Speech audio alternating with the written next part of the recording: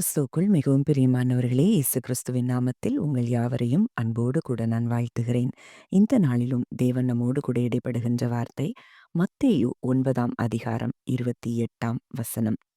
இயேசு அவர்களை நோக்கி, "இதைச் செய்ய எனக்கு வல்லமை உண்டென்று விசுவாசிக்கிறீர்களா?" என்று கேட்டார். ஆம், இந்த வார்த்தையின் மூலம் தேவன் இன்றைக்கு நம்மோடு கூட இடைப்படுகிறார். இதே கேள்வியைத்தான் இன்றைக்கு நம் ஒவ்வொருவரை பார்த்தும் நம் தேவன் கேட்கிறதை நான் பார்க்கிறேன். "இதைச் செய்ய எனக்கு வல்லமை உண்டென்று விசுவாசிக்கிறீர்களா?" இது எந்த சூழ்நிலையில சொல்லப்பட்டது அப்படின்னு பார்க்கும்போது, அங்கே 2 குருடர் அவருக்கு பின்பாக வந்து, "தாவீதின் குமாரனே, எங்களுக்கு இரங்கும்" அப்படின்னு சொல்லி கூப்பிட்டாங்களாம். அவர் வீட்டிற்கு வந்த பின்பு அந்த குருடர் அவர்கிட்ட வர்றாங்க. அந்த சூழ்நிலையில தான் இயேசு இந்த கேள்வியை அவர்கிட்ட கேட்கிறத பார்க்கிறோம். அப்போ முதல்ல அந்த குருடர்களுக்கு ஒரு வெளிப்பாடு இருந்தது. ஏன்னா தாவீதின் வம்சத்துல தான் மேசியா வருவாரு. மேசியாவாய் இருக்கிற ஒருவரால தான் நம்மை சுகப்படுத்த முடியும் என்பதை அவர்கள் வெளிப்பாட்டின் அறிவை அவர்கள் பெற்று வைத்திருந்தார்கள். ஏன்னா அவங்க அந்த ஏசாயா 29:18 பார்க்கிறோம். "அக்காலத்திலே செவிடர் புஸ்தகத்தின் வசனங்களை கேட்பார்கள். குருடரின் கண்கள் இருளுக்கும் அந்தகாரத்துக்கும் நீங்கலாகி பார்வையடையும்." ஏசாயா 35:5-6 நம்ம பார்க்கிறோம். "அப்பொழுது குருடரின் கண்கள் திறக்கப்பட்டு செவிடரின் செவிகள் திறவுண்டு போகும். அப்பொழுது முடவன் மானைப் போல் குதிப்பான். ஊமையன் நாவும் கெம்பீரிக்கும். வனாந்திரத்திலே தண்ணீர்களும் கடுவெளியிலே ஆறுகளும் பாய்ந்தோடும்." அப்போ இந்த வெளிப்பாடை அவங்க பெற்றிருந்தாங்க. இது எல்லாம் மேசியாவை குறித்து, மேசியா வரும்பொழுது என்னெல்லாம் நடக்கும்னு சொல்லி எழுதப்பட்டிருந்த தீர்க்க தரிசன வார்த்தைகளை அவர்கள் அறிந்திருக்கக்கூடும். அதனால தான் அங்க மற்றவங்க எல்லாரும் ஒவ்வொரு பேர சொல்லி கூப்பிடுறாங்க. ஆனா இவர்கள் குருடர்கள் தான்.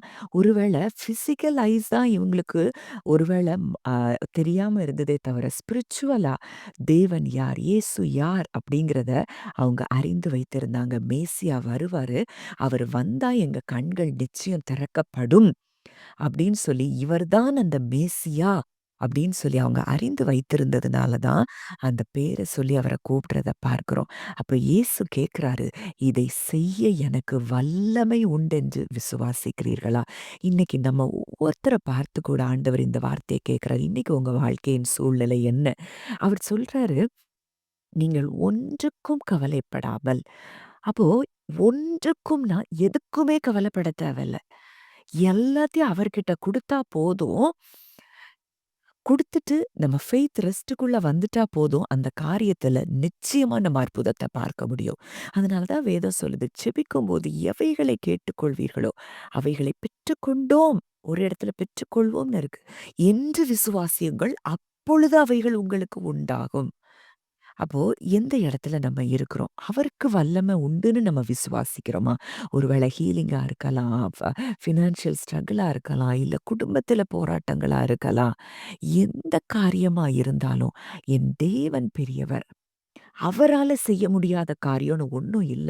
நான் குடுத்துட்டேன், என் தேவன் அதை செய்து முடித்து விட்டார் அப்படின்னு இருதயத்தின் ஆழத்துல விசுவாசிச்சு, அந்த செய்து முடித்தது போல நம்ம எப்போ நன்றி செலுத்த ஆரம்பிக்கிறோமோ, அந்த நிமிஷத்துல அந்த அற்புதம் உங்க வாழ்க்கையில நடக்கிறத நீங்க பார்ப்பீங்க. அப்போ அவங்க சொல்றாங்க, அதற்கு அவர்கள், "ஆம், விசுவாசிக்கிறோம் ஆண்டவரே. ஒண்ணே ஒண்ணு, உங்களால செய்ய முடியும்னு நாங்க விசுவாசிச்சுட்டோம்." அதுதான் நம்பப்படுகிறவைகளின் உறுதி. விசுவாசம்னா என்ன? நம்புறேன். எனக்கு பார்வை வந்துட்டு, அது உறுதியாயிட்டு நாங்க விசுவாசிக்கிறோம். இது உங்களால கூடும்னு நாங்க 100% விசுவாசிக்கிறோங்கிற இடத்துக்கு வர்றது தான் விசுவாசம்.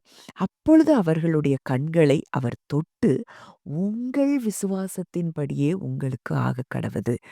என் வல்லமையினால உங்க கண்ண திறக்கிறேன்னு அவர் சொல்லல.